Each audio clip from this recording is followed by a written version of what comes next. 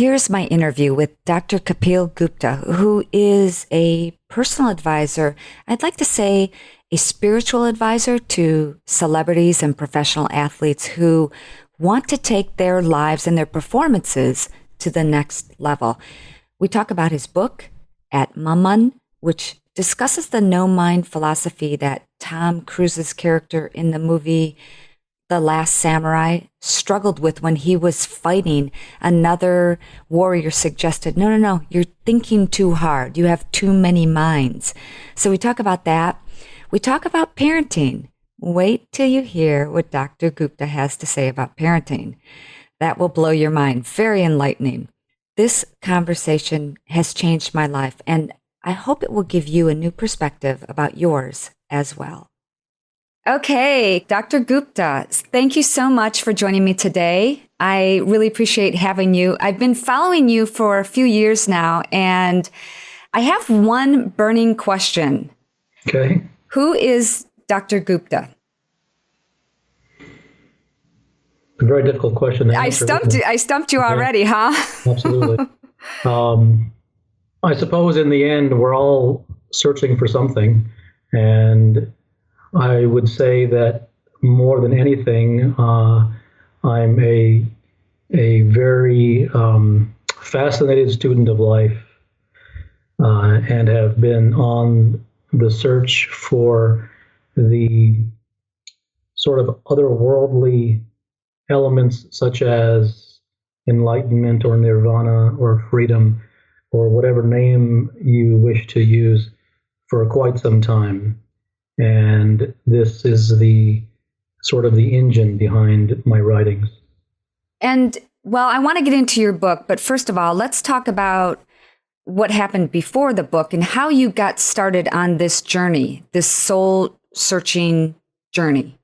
I was born in India, and as you likely know, India is steeped in the tradition of the Himalayan masters and the swamis and the yogis and the ascetics who leave everything behind and pursue a life devoted to attaining the sort of the supernatural qualities of a human being once he transcends his mind. And those things have always been something that have been very close to me. And I wasn't born in a very religious home. In fact, I think that religion often gets in the way. Those things, for whatever reason, have always enamored me since my youth. And that sort of bit has been my journey for much of my life. And as time has gone on, my pursuit towards those things has only grown deeper and much more nuanced. And as a result of which, I find myself here today. And you train and work with professional athletes. First of all, any names you care to share or can share?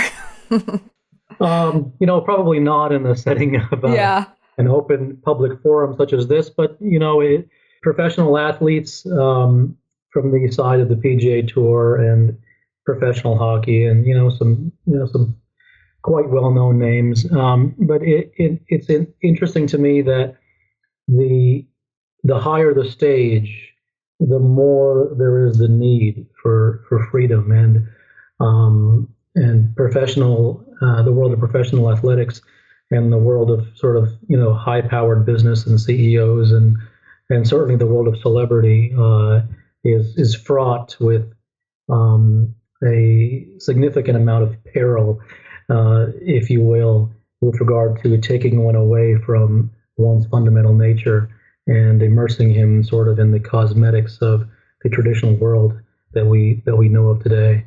I've been in sports all of my life, from motocross racing, believe it or not, to I was a state champion swimmer 2 times. Oh, is that right? Yes, and I've been a international fitness presenter and group fitness instructor for 35 years.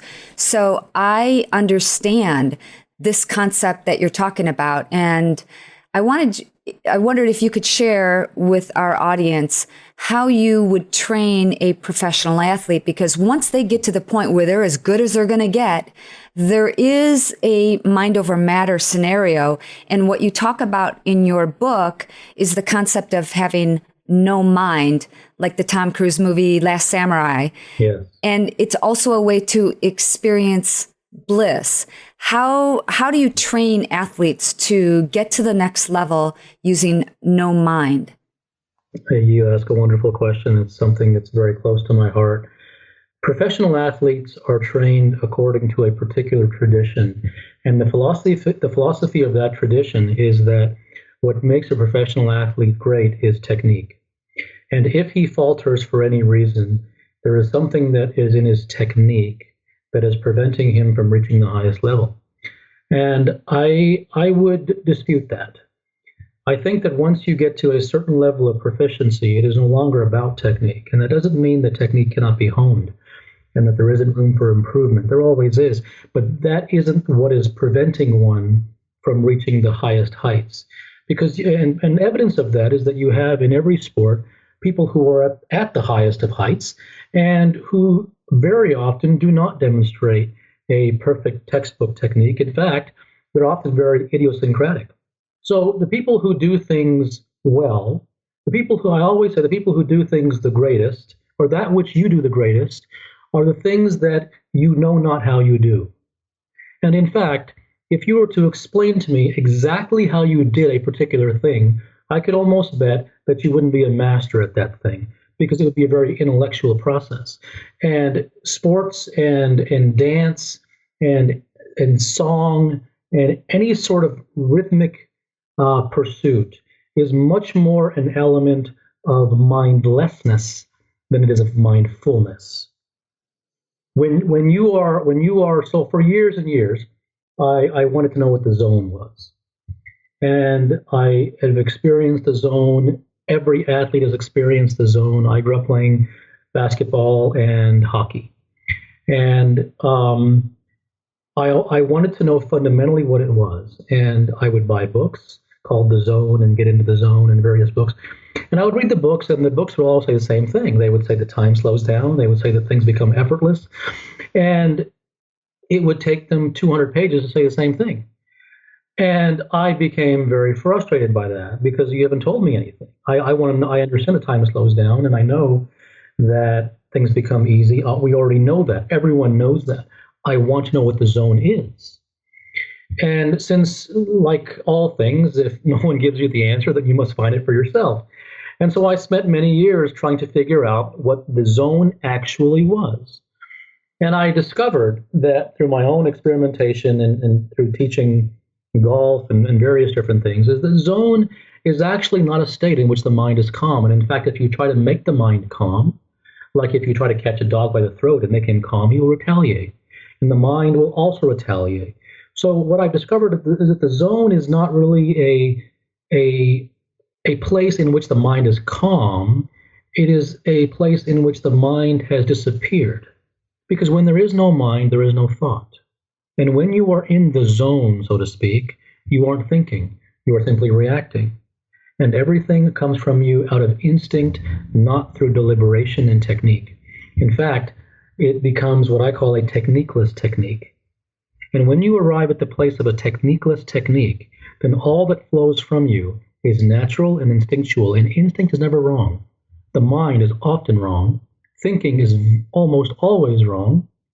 But that which comes from instinct is never wrong because it's part of nature. And so when I have an athlete, I don't begin as to how I can fix him. I try to figure out what it is that is preventing him from achieving freedom. And it's almost always things having to do with technique, or I must do it in a particular way, or something is wrong in the physicality of my motion, or that I'm not thinking properly, and therefore I must think positively instead of negatively. And those are all cosmetics. They don't ever address the issue at heart. And so that's sort of the beginning stages of how I approach a professional athlete. So you say in your book, Stop replacing negative thoughts with positive thoughts and stop attempting to reframe the pain into something more psychologically palatable. But how can you do that in this world, especially in Western society, where we look to a recipe for success? Give me the ingredients. Tell me how much flour, sugar, water, salt, eggs. Tell me how much to put in and I'll do it. So how do you attain that no mind status? No mind is not attained. It comes to you naturally. Most things in life that are otherworldly are not grabbed by the throat. They come when the blockages to their arrival have been removed. So the recipe and formulaic sort of tendencies of modern day culture, all that can do is it can create mediocrity. If you were to ask Picasso how to paint, he would not know how. And if he attempted to show you how, he would be lying because he doesn't know. When a pianist touches the keyboard, it is his fingers that play, not himself. It is only when he himself exits the room is his masterpiece possible. So you have to have the skill first, obviously. Absolutely. You have to have practiced over and over and over and over and over and over and over and over 1,000 million times. And when the technique becomes effortless, and I just went skiing, and I understand, I've been skiing all my life. And for me as a skier, there's nothing like when everything comes together, that one good run, when the sun is shining on your face, the temperature is right, the snow is right, you're feeling good, and your skis glide effortlessly down the mountain. But to get to that point, sometimes there are other circumstances involved. And I assume with a professional athlete, you've got things that they have things that we don't have to deal with, like cheering crowds or booing crowds. And to rise above that level, to block that all out, that's got to be difficult too. I don't think it's difficult. I don't think it's difficult to block anything out. Really? No. It's difficult to block things out if you try to block them out. Okay? If you present something as a prescription, it becomes difficult. If a person feels that he has no other way out, it becomes easy. Difficulty is only possible when one feels that he has a choice. You see, it's not hard for Tiger to block out the crowds. It's not, because he knows that if he doesn't block them out, he can't play golf. So then it becomes very easy. What about, this is something that I struggled with when I was much younger, decades ago, and I used to race motocross, and it's a big deal. And motorcycles are all lined up, sometimes 50 or more in one line, and you're waiting for the gate in front of the tire to drop, and everybody takes off at the same time. The moments leading up to that, sometimes I would feel like I was going to throw up. Is there a way? I know you say there's no mind, or there's not a way to block that, but is there a way to work through that? Okay, I'll give you the answer. All right. I'll respond to your wonderful question. Okay. If you go into your bedroom and you turn up the thermostat, the room will get hotter. If you turn the thermostat down, the room will become colder. But if you turn it up and then you go into the room and say, I'm not going to touch the thermostat anymore. I just turned it up and I'm leaving it that way. But I really want you to give me a technique for making it colder. I cannot give you one because the conditions are not ripe. There are many who will give you a technique, and it might work for a day. But while it's working, the mind will be in the back room creating a new antidote for your new technique. And that's why it'll have a shelf life. And that's why a blue pill will always be followed by a red one. Okay? So you ask, The question that you ask is when the gun's about to go off, so to speak, and I am sitting there in anticipation of beginning the race, how is it that I can be calm? And I will say that the question is not how is it that I can be calm, because that would be the same question as asking how is it that I can be warm in a thermostat, in a room with a thermostat which has been turned down. You're not going to be. So then what do? You have to understand how to work the thermostat. So then why is it? The question is not Band-Aids. The question is not what can I do to become calm? The ship has already sailed.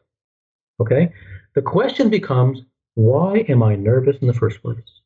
That's the question. Now, you will hear very few people ask that question because it is such a common thing to be nervous, and because everyone is, you see, in the land of the insane, only the sane person stands out. Okay? So because everyone is nervous, it is considered normal. And then you will have so-called scientific studies which come out and say, it is good to be nervous. It heightens your peak of the on the flow chart, and it enhances performance. So everything justifies the status quo. And I will say that I disagree with nervousness. I disagree with the idea that if you're not nervous, something's wrong with you. I think that if you're nervous, something is wrong with you and everybody else. Well, then what is that? Well, here it is. If you are nervous, then that means that you have desire. Okay, then you're going to ask, well, how do I get rid of desire? Well, that's a very dangerous question. The question is, as long as I have written this in a discourse some time ago, and I'll reiterate it to you today. And my youngest was either 8 or 9 years old, and we were walking on a par 3. And my kids are both golfers. And he asked me, where does fear come from? And I was taken aback by the question, and I was put on the spot. But I had to provide an answer. But I couldn't think, because if I thought, I knew that I would spin my wheels and give an intellectual answer, which would mean nothing. So I allowed my instincts to take over and give him a response. And the response that I found myself giving was, wherever there's a consequence, there is fear. Okay? So if you are in any situation in which there is a perceived consequence, and the bigger the perceived consequence, the more there will be fear. It cannot be otherwise. And if you then say that I will keep the consequence, but I want you to give me an antidote for the fear, I will say that you're being disingenuous. Very interesting. I like that. Okay, so you touched on that you have children, 2 kids? Yes, 2 boys. Okay, so in your book, you talk about parenting. Yeah. And you're laughing because you know what I'm going to bring up, don't you? The letter? Okay, well, the letter too, but one of the statements you made, you said you're right. Being a parent is in many ways a burden, and that parents don't really love their children. Now, that's going to create a little bit of turmoil here. So can you please explain? You know, we spend our lives loving almost nothing. What we call love is fundamentally attachment. And the proof for that is where there is the purity of love, there is no pain. And when you are a parent, you feel pain. You feel also, enormous amounts of joy, but you also feel disappointment. You feel sadness. You feel slighted sometimes. Sometimes the child feels that you aren't listening to him. Wherever there is conflict and wherever there is pain, there is no love. And that is what I mean by, as parents, we don't love our children. And that isn't so much an admonition.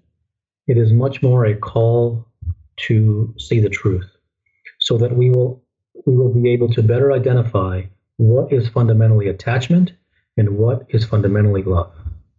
So can you summarize the letter to your children that you wrote in the book? If I can remember it, it's been a while. Essentially, if I were to sum up that letter, it would be that any problem that there is in a family between parents and children is always the parent's fault.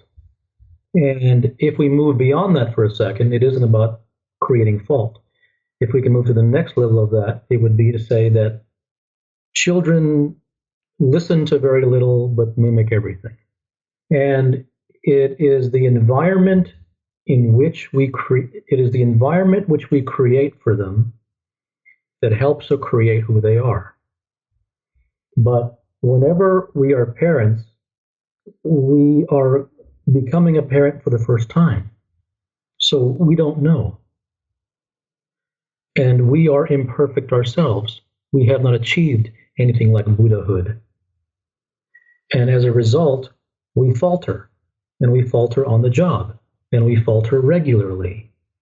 And as a result, we create an environment which is not conducive to an environment which is fully nurturing and fully sort of full of unconditional love. So that is sort of the gist of the letter. Is essentially it's a set of apologies. And apologies made from a parent who over time through wisdom understands the errors of his ways and comes face to face with his own ignorance. Mm.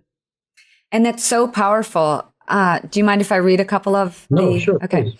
You say, "Dear child, I have so much to apologize for, and I know that an apology is simply not enough, but it marks a new beginning for the relationship that binds me to you. I'm sorry for the times I hurt your heart, for I was blinded by my ego. I'm sorry for the times I saw your tears, but not your heartfelt pain. I'm sorry for the times I considered you less than me, for I was intoxicated by my role as a parent." And you go on and on. I could just cry reading this because it's emotional. Being a parent is the toughest job we can ever have. But so many of us, as you know, are very ill-equipped to do this for our child and to recognize that our kids don't need us so much to control their lives as they do to just be there for them. Yes, that's right. And the role of parent is something that is bestowed too easily upon us just based upon a biological ability to have children. You know, I think there should be some level of minimal wisdom that one must attain before he or she becomes a parent, because otherwise it's a one-way street. In other words, you don't get a second chance. Right. Well, we can understand. The older we get, the wiser we get. And by reading books like yours and this letter to our children, we can make amends to a certain extent and try. But okay, I want to move on to a more lively topic. When you call in your book, this made me laugh. You say, "You are a schizophrenic. Your mind rambles endlessly. And you are a walking zombie. You drive to work and you don't remember how you got there." That's so true. Yes. And what you have just mentioned is the key to enlightenment. What you have just mentioned is the door to achieving abject peace in your life. The ability to curb involuntary thought is the single most direct pathway to achieving everything that you want in your life tomorrow. And you talk about meditating and being mindful, and that we should not be mindful. But how can you describe to our listeners that they're doing it all wrong? Okay. Mindfulness is sort of this cherry that has been plucked from an eastern tree and replanted in the soil of the West. And like all things, everything becomes polluted when it becomes commercialized. If you look at yoga, yoga was never fundamentally about postures and exercise. And while it may have those benefits, yoga was always fundamentally about freeing oneself from the mind. Yoga was about, well, from Patanjali, it was about freeing oneself from the mind.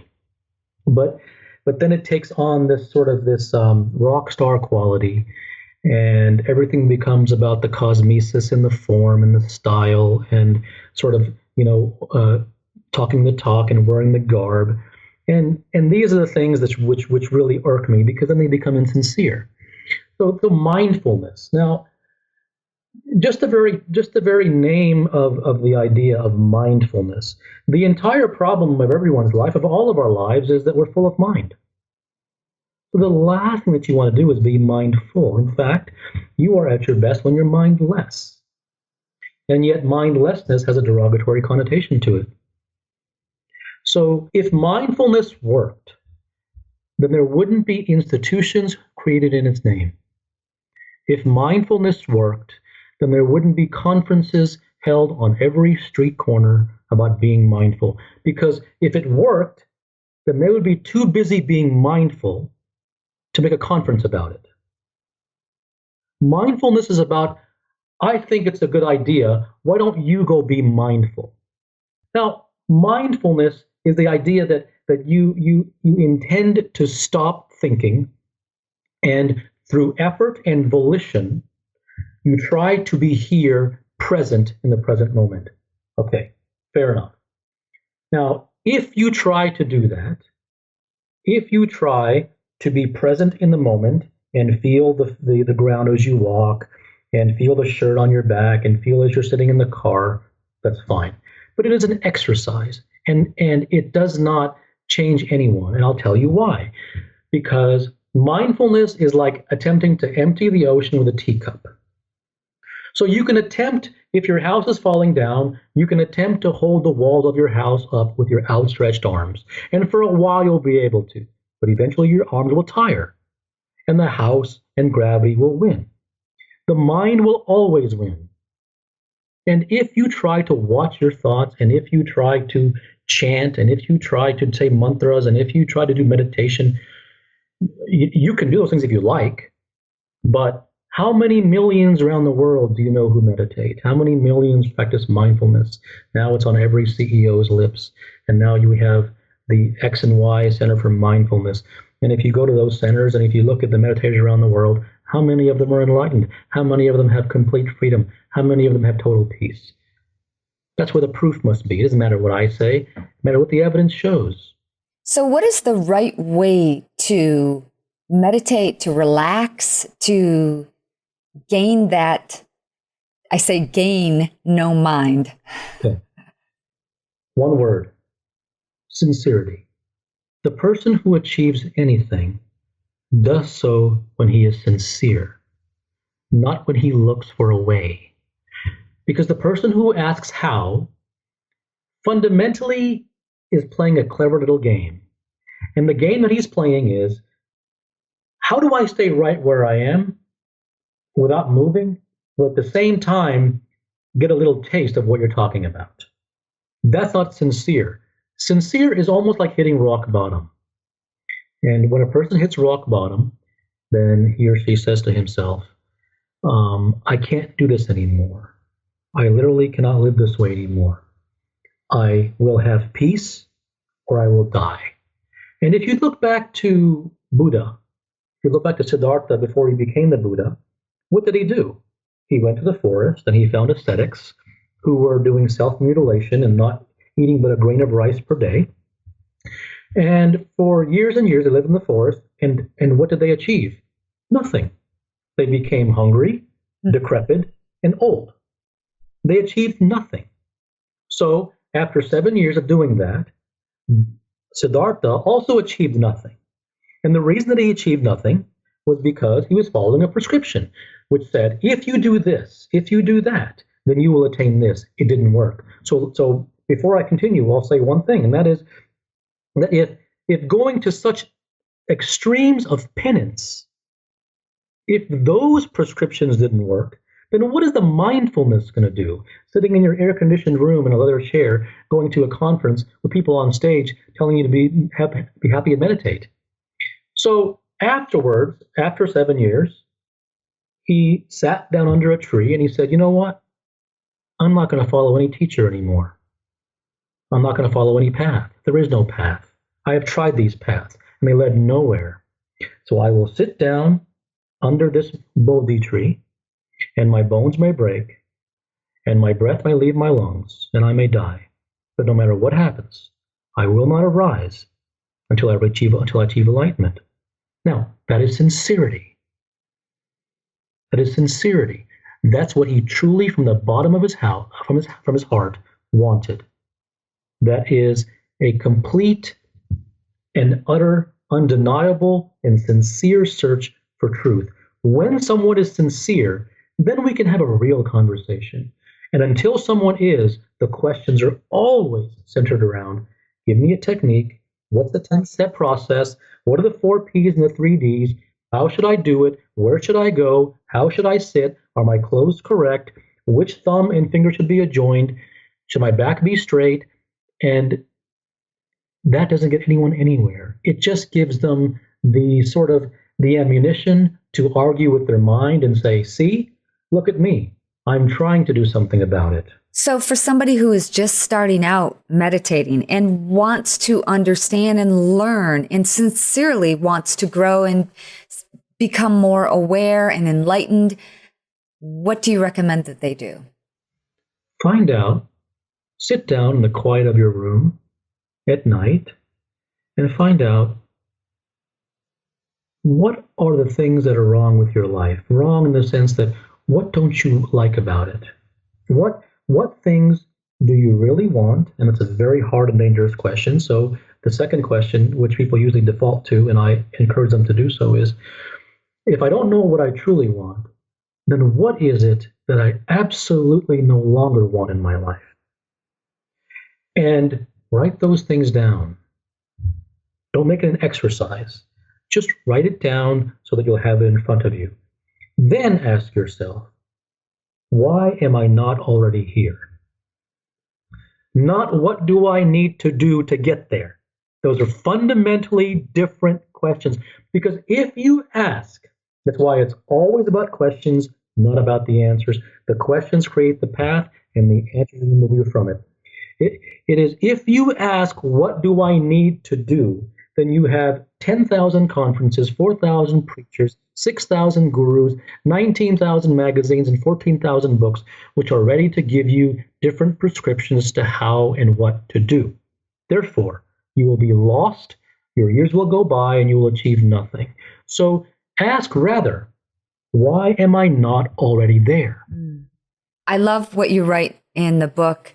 The reason that you are the way you are is because on some level, it's okay with you to be the way you are. Yes. I disagree with the notion that people don't always get what they want. Yes, they do. Everyone gets what they want.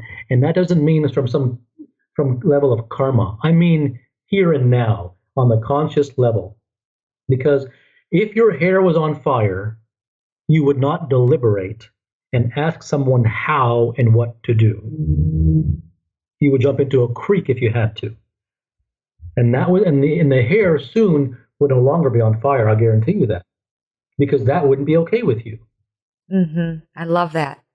You see, we're very clever people. We're very clever. We say that we want certain things, but we kind of do and we kind of don't. Mm-hmm. And so I know what someone wants by looking at what they've already done.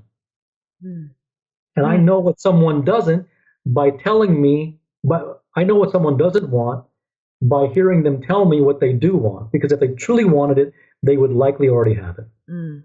You work with very, very successful athletes and business leaders who simply cannot continue to live at the frenetic pace that they are. But how do you teach them to find peace in their everyday lives when being a professional athlete is so competitive?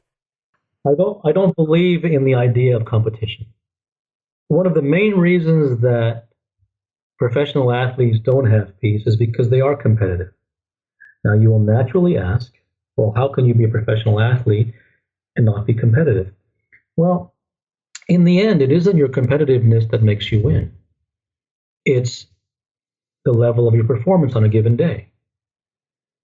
So you can want to win all you want, and you can want to destroy the other person if you want, but that really won't help you because people are at their best, the muscles are at their best, the limbs move their fastest when someone is relaxed. Okay? Then the question becomes, okay, so then should I go see a masseuse? No. The reason that you're not relaxed isn't because your muscles are tight and they haven't been stretched properly. The reason that you're not relaxed is because you have an intense desire to win. If you did not have an intense desire to win, and the reason that you played was because you enjoyed the circumstances and you enjoyed the environment and you enjoyed playing the game, you genuinely enjoyed it, then there would be no consequence for you.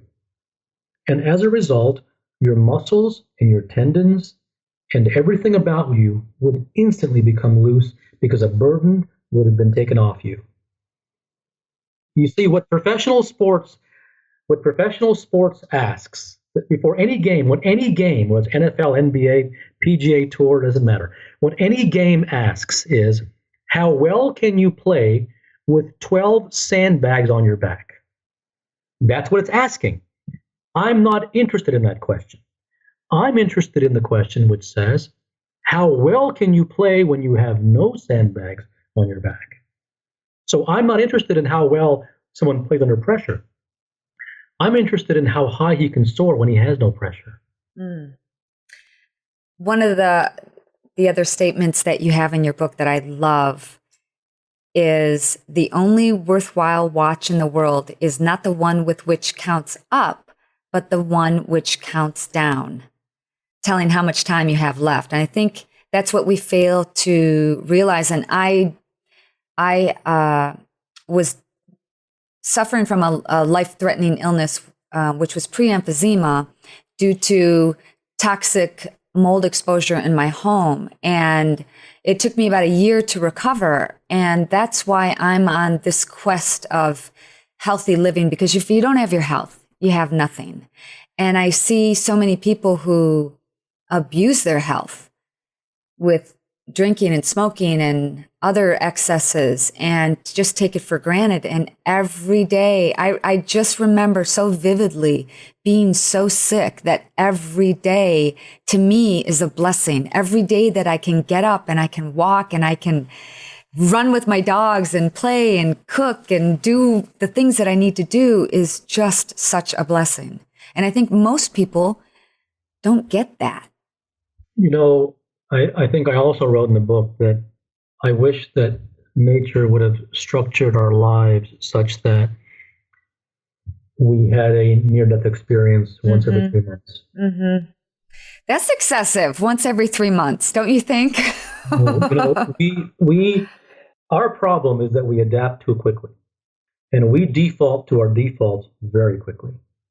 So the thing which makes someone live the quickest is an impending fear of death. When we come face to face with death, it fundamentally changes who we are. The worst thing that we can possibly have is what we have now, and that is the infinite sense of time. If you ask someone, are you going to die? They will all say yes. But if you watch the way that they live, they will live in a way which counteracts their proclamation that they are going to die. They live in such a way that it seems that time is infinite. So if we knew that we were going to die on a certain date, it would change our entire life. But this sense of, well, 10 years from now, I'm going to do this, and 5 years from now, I'm going to do this, and I'm going to retire at 65, and I'm going to, we're living on borrowed time.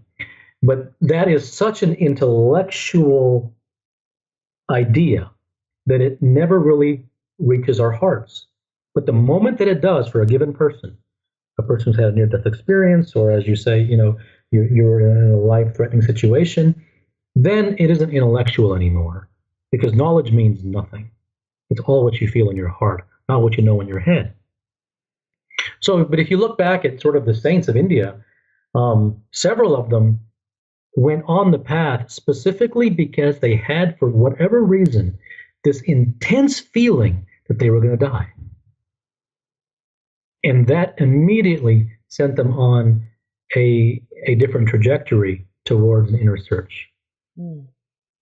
In my book, 4 Minutes a Day, Rock and Roll Your Way to Happy, I structure 60 different exercises for 60 days for people to contemplate certain things and write about, use it as a journal. Like what makes you happy? What makes you sad? Write those things down. One of the exercises is if today was your last day, what would you do? Where would you go? And I think so many of us, you're right, we just take it for granted. It's very easy to do. In fact, it's so enormously difficult. In fact, when I was young, I used to visit cemeteries. And in fact, I took my younger one, was it a year or two ago, to a cemetery. And I want to always have those reminders to myself that is where I'm headed for, regardless of what I do and where I go and what I achieve and all these things. At the end of the day, I'm going to end up there just like everybody else. Yep. Well, Kapil, I have so enjoyed our conversation, and I hope that we can have you back on the show again. And before we go, though, can you share your contact info? How can people get in touch with you? How can they read your emails? I'm on your email list, and if you're not on the email list, you need to get on the email list. How can people get more information? The website is kapilguptamd.com, KAPILGUPTAMD.com. If you are interested in receiving correspondences from me, just send me an email. My email address is on the website, kapil@kapilguptamd.com, and I'd be happy to talk to you. Well, thank you so much for spending time with me today and with so many other people. I know that this information will help to enlighten them. So thank you. It's been an honor. Thank you, Shemane. I appreciate it. Thanks for listening. You don't need years to make changes. All you need is 4 minutes a day to create and live the life of your dreams. Pick up Shemane's best-selling book, 4 Minutes a Day, Rock and Roll Your Way to Happy. The guidance you need to make significant transformations in your life in just 4 minutes a day. Get it now on Amazon.com and BarnesandNoble.com. Until next time, keep rocking.